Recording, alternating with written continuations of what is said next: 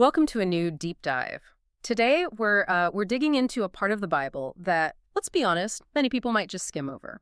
Genesis 5, verses 10 to 15. Mm-hmm. You see the names, the numbers, the begats, and you might think, well, what's really here? Right. Just a genealogy. Exactly. But what if this seemingly, dry list is actually telling us something really quite profound about life, death, purpose? That's what we're exploring today, finding the story within the list. Yeah, it's a great challenge, actually, because these verses, they're so concise, aren't they? They almost force you to look deeper than just the surface information. Okay. You find these huge themes packed in there. Time, mortality, Yeah. what we leave behind, legacy. It's all kind of hidden in plain sight Yeah. within what looks like just, record keeping. So let's set the stage a bit. We're in Genesis 5, verses 10 through 15. It's picking up the family line from Enosh to Kenan, then Mahalalel, and on to Jared. Now, for our audience who follows this stuff, ancient genealogies weren't just like Ancestry.com back then. Oh, absolutely not. No. If you look at the wider ancient Near East context, these lists, these genealogies, they did vital work. Culturally, socially. Oh, so? Well, they could legitimize a king's rule or establish who owned what land, keep tribal identity strong. And, really importantly, they often showed how divine promises unfolded over time through specific families. Ah, okay. So it's placing people in a bigger story. Precisely. This passage isn't just filler. It's laying down some foundational pieces for the whole narrative that's coming. Right. Okay, so let's get into the text itself. There's a very clear pattern with Enosh and Kenan. For Enosh, verse 10 says, after he became the father of Kenan, Enosh lived 815 years and had other sons and daughters. And then in verse 11, altogether, Enosh lived a total of 905 years, and then he died. There it is. Yeah. And then it's almost word for word the same for Kenan in verses 12 to 14. Lived 70 years, fathered Mahalalel, lived another 840 years, had other kids, lived 910 years total. And then he died. Exactly. And then he died. It's that repetition, isn't it? It's so stark. You have these, truly staggering lifespans, centuries. Unbelievable. Yeah, almost incomprehensible to us. Yet every single entry, without fail, ends with that same blunt fact.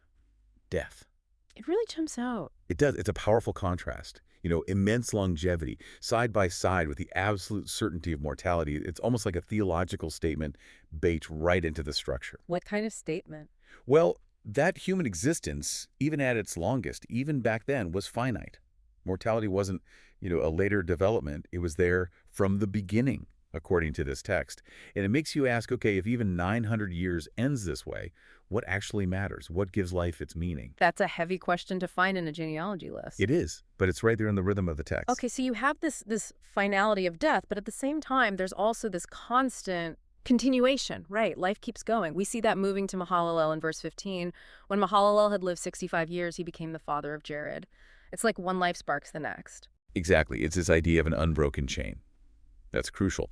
Each person is a link. And the source material really stresses these aren't just random names plucked from history.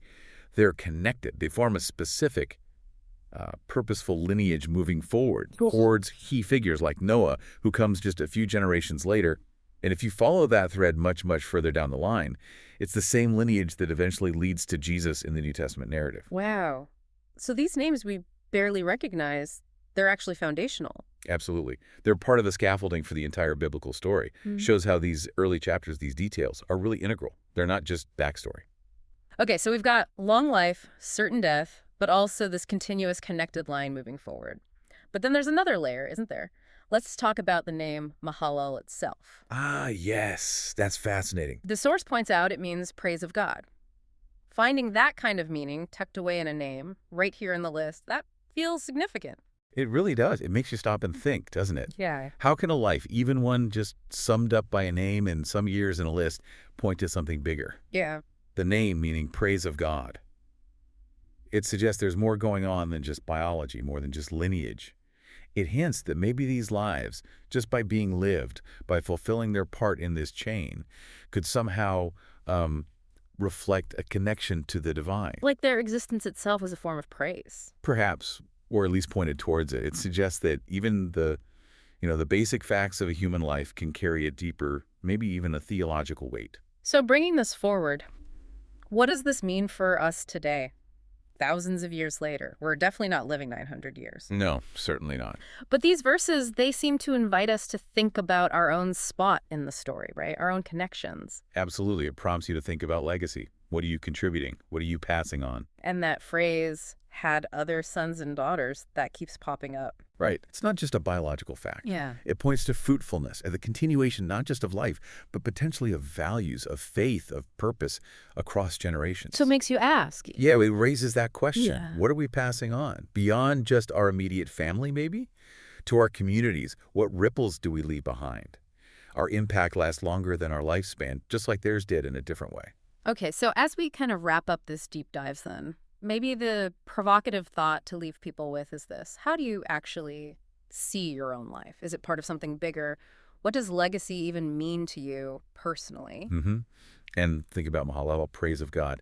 How could your life, your choices, the everyday things, how might they reflect something, well, larger than just yourself?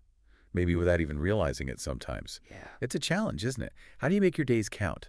Not just stack them up, but make them meaningful, whatever number of them you have.